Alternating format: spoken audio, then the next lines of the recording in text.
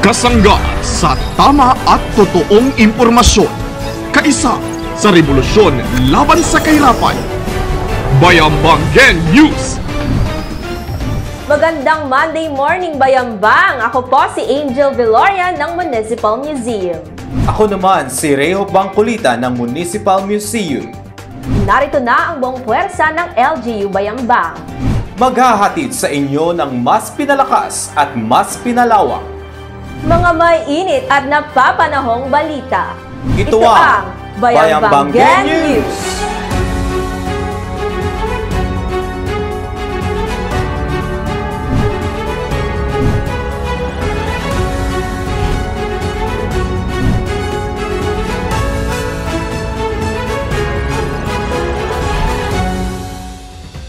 KSB Year 6 sa Bonggato naman tumungo. Noong October 6, sa Bonggato East Elementary School naman tumulak ang buong team ng komprehensibong serbisyo sa Bayan Year 6 upang ihatid ang mga libreng serbisyo mula sa munisipyo sa mga residente ng Barangay Bonggato East at Bonggato West. Halos 800 ang tumanggap ng Total Quality Service ayon sa record ni Dr. Roland Agbuya.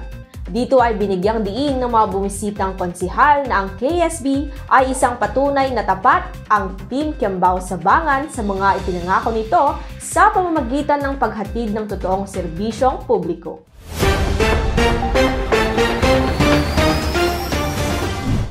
Limang centenarians kinilala, Mayor Nina naghandog ng libreng flu vaccine.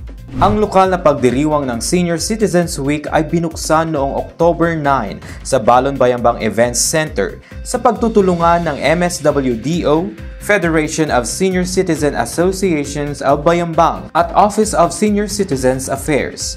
Naghandog si Mayor Nina ng libreng influenza vaccine sa mga senior citizens sa tulong ng RHU1. Kinilala naman ang 5 bagong bayambanggenyo na centenarian at sila ay nakatanggap ng cake mula sa MSWDO at nakatakdang handugan ng cash gift mula sa LGU.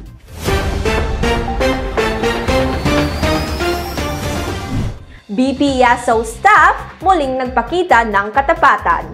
Di na namang nagpamalas ng katapatan ang mga miyembro ng BPSO matapos magsauli ang isang staff ng isang wallet na naglalaman ng pera.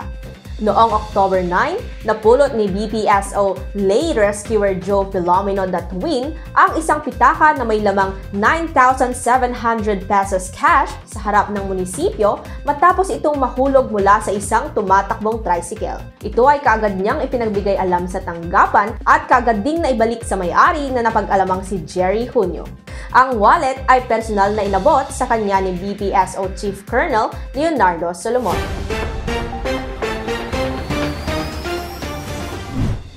202 typhoon survivors sumalang sa tupad validation activity. Nagsagawa ang DOLE sa tulong ng peso ng isa na namang profiling activity para sa 202 typhoon-affected beneficiaries ng DOLE Tupad Program noong October 9. Ito ay ginanap sa harap ng peso at sa Manambong Sur Evacuation Center. Makatatanggap ng 4,000 pesos ang bawat isa matapos makapaglinis sa kani-kanilang barangay sa loob ng 10 araw. MDRRMC naghahanda para sa BSKE, Undas, Paskuhan at New Year's Eve. Noong October 9 pa rin, nagpatawag ng pulong ang Municipal Disaster Risk Reduction and Management Council upang mapaghandaan ang nalalapit na barangay at SK elections, Undas, Paskuhan na Bayambang at New Year's Eve celebration. Ito ay ginanap sa Mayor's Conference Room sa pangunguna ng Municipal Administrator at LDRRM Officer. Ang pulong ay dinaluhan ng COMELEC at lahat ng MDRRMC member, kabilang ng PNP, BFP, MTCAO at iba pang departamento. Mga kandidato ng BSKE 2023 nanumpa para sa mapayapang eleksyon.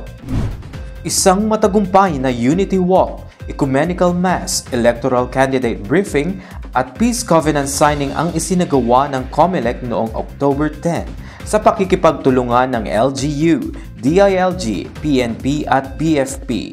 Humigit kumulang na 1,500 candidates sa barangay at sangguniang kabataan elections ang nakilahok sa aktibidad na ginanap mula sa St. Vincent Ferrer Parish Church hanggang sa Balon Bayambang Events Center.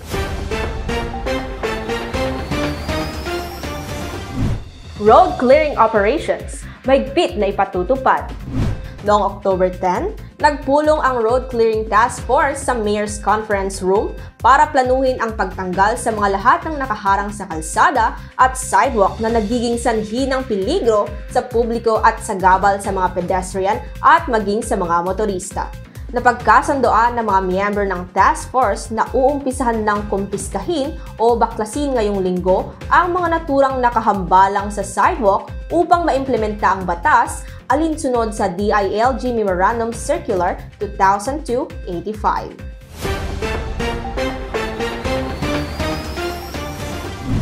Onion growers binigyan ng fertilizer at onion seeds. Pinangunahan ni Vice Mayor IC Sabangan at Councilor Philip Dumalanta ang pamamahagi ng fertilizer at onion seeds mula sa DA Region 1 noong October 10 sa Aman Perez Barangay Covered Court para sa mga lokal na onion growers. Ang mga pataba ay para sa mga magsasakang nasalanta ng Bagyong Paeng noong 2022. Ang mga onion seeds naman ay para sa lahat ng onion grower mula sa 8 farming districts. 88 ang naging beneficiaries ng libreng fertilizer at 592 naman ang nakatanggap ng onion seeds.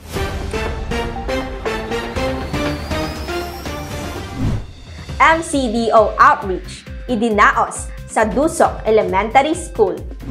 Ang Municipal Cooperative Development Office ay nagsagawa ng tree planting activity at feeding program sa Dusok Elementary School sa pakikipagtulungan ni Principal Lily Luz Corpus kasama ang mga estudyante ng naturang paaralan at iba't ibang kooperatiba sa Bayambang.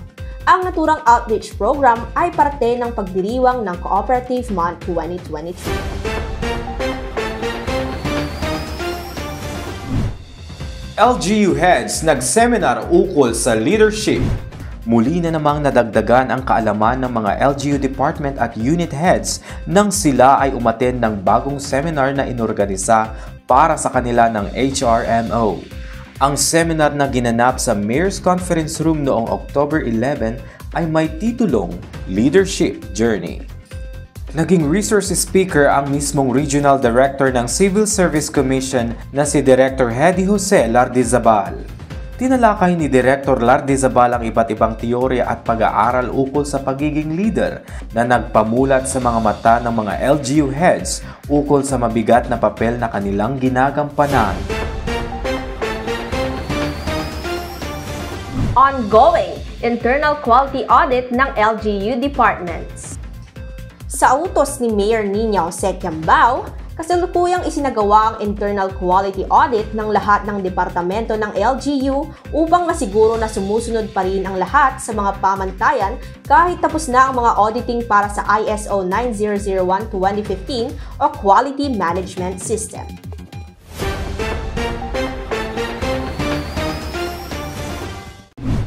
NIA Phase 1 ng Bayambang Pump Irrigation Project under procurement na. Noong October 11, bumisita ang National Irrigation Administration Regional Office 1 sa Mayor's Office upang mag-update ukol sa Bayambang Pump Irrigation Project. Ayon sa NIA, ang Phase 1 ng proyekto ay under procurement na. Ito ay ang konstruksyon ng main canal with service road mula Barangay Amangkusiling Norte hanggang Barangay Boyaen na may approved budget na 40 million pesos. Ang kabuoang main canal ay 7 kilometers mula sa Barangay Amangkusiling Norte hanggang Barangay Bican.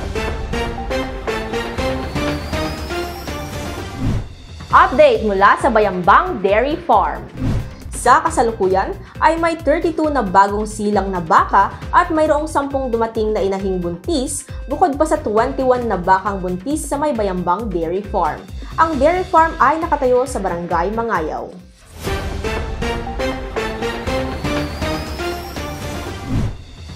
Possession ng Bayambang Central School, ibinalik ng korte sa LGU. Clearing operations ongoing. Sa unang pagkakataon, matapos itong isara sa publiko, muling inukupa ng LGU Bayambang ang lumang campus ng Bayambang Central School noong October 11, 2023. Matapos magdesisyon si Presiding Judge Magnolia V. Cayetano ang Regional Trial Court na ibalik ang possession nito sa LGU. First of all, I would like to congratulate our legal team headed by Attorney Brillante for this anong pangalan to, yung pagkapanalo ng kaso sa Bayambang Central School. Although hindi pa tapos ang kaso, pero binabalik na yung possession ng Central School sa munisipyo. Maging matapang kayo. Kung talagang mahal nyo ang bayan nyo, gagawin nyo to kahit anong mangyari dahil alam nyo kung anong tama. Magandang araw mga kabalian. Ako po si Sheena May Ursua Gravidas ng Public Information Office ng LGU Bayambang. At tampok sa video natin ngayong araw ay ang most awaited at abot kamay na pagkapanalo ng ating laban sa pagbawi ng pagmamayari ng bawat Bayambanggenyo. Ang muling pagbubukas ng Old Bayambang Central Elementary School at dito nga inyo ring makikita ang kasalukuyang estado ng abandonadong paaralan at ang muli nitong pagkabuhay. Today po, naka-receive po tayo ng decision from the court na binibigay po sa LGU Bayambang ang possession ng Central School. Ibig po sabihin nun, it's an initial victory for us. Habang tinatry po ng court yung main case kung sino nga po ba ang may-ari ng Central School, ang sabi ng korte, ang possession ng Central School ay ibinabalik namin sa LGU Bayambang. So today, gagawin po natin, papaklasin po natin itong mga fence na to since we are the lawful. Sa muling pagbubukas nga nito ay sumasalamin ang bunga ng ating sakripisyo at determinasyon na may pasakamay na muli sa totoong nagmamay-ari ang lupaing ito na inangkin ng isang private citizen. At ngayong araw nga, matapos ang humigit kumulang 8 taon, ay muli na itong bubuksan. Malaking salamat na bumalik po yung Central dito sa barangay ng Sonto. Sakupan ng bayan ng Bayambang. Ang eskwelahang ito ay naipatayo noong 1914 at libo-libong profesional na nga ang naging produkto nito at marahil ay ilang libo pa sana ang nakapagtapos dito kung hindi lamang sa makasariling hangarin ng iilan. At dito sa aking kinauupuan ngayon ang pwestong ito, maaalala ko pa na isa po itong parte ng aking pagkabata. Dahil sa tuwing kami po, ang aking mga magulang ay namamalengke, ay dito mismo sa lugar na ito nila kami iniiwan para maglaro o magpahinga habang inaantay namin sila sa pamamalengke. Napakarami pong memorable experiences dito na hindi po namin makakalimutan dahil ito nga ay naging parte na ng aming pagkatao. At ito naman po ang isa sa 5 Gabaldon buildings dito sa Bayambang Central School na kung saan ang tinaguriang main building na sa kasamaang palad ay nasunog sa hindi malamang kadahilanan. Makikita rin po ninyo dito na kung dati ito ay puno ng mga upuan, blackboard, mga libro, ngayon naman ay namumugad na dito ay mga puno at halamang ligaw na lamang.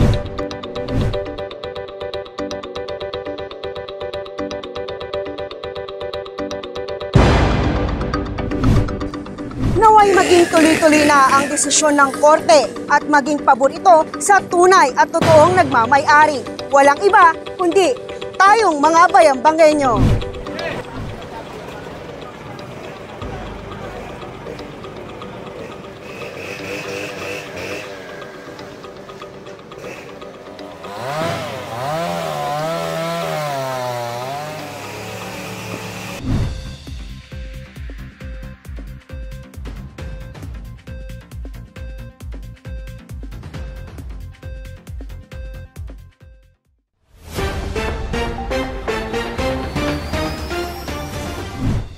Vice Mayor IC kinilala sa Saludo Excellence Awards. Ang LGU Bayambang ay bumabati kay Vice Mayor Ian Camille Sabangan sa parangal na kanyang nakamit mula sa Saludo Excellence Awards bilang National Outstanding Humanitarian and Leadership Service Awardee sa seremonyang ginanap noong Oktubre 8 sa Manila Hotel. Ang pagkilalang ito anya ay magsisilbing inspirasyon sa kanya na mas lalong pag-ibayuhin pa ang pagseserbisyo sa kanyang minamahal na kababayan. Trivia time na mga kabaluyan! Alam nyo ba na ang ating municipal library ay may total number of users na 6,015 noong taong 2022? At alam nyo ba na sa ngayon ay may 11,665 na libro na koleksyon nito? Gaya ng library na may rare books collection, alam nyo ba na sa Municipal Museum nyo rin makikita ang koleksyon ng Fiesta Souvenir Books ng ating bayan sa mga nakalipas na taon? Simula noong October 2022, nang ito'y pinasinayaan, maraming mga bisita ang personal itong nakita. Ayon sa datos, ang museum ay nakapagtala ng kabuuang 5,126 na bisita sa isang taon. Sa buwan ding ito, pinagdiriwang ang Museums and Galleries Month 2023. At iyan po ang mga balitang nakatutok sa iba't ibang programa at proyekto ng LGU Bayambang. Mga balitang may tatak, total quality service. Muli, ako po ang inyong lingkod, Angel Villoria ng Municipal Museum. At ako naman si Reo Bangkulita ng Municipal Museum. Ito ang Bayambang News! It's 70 days before Christmas!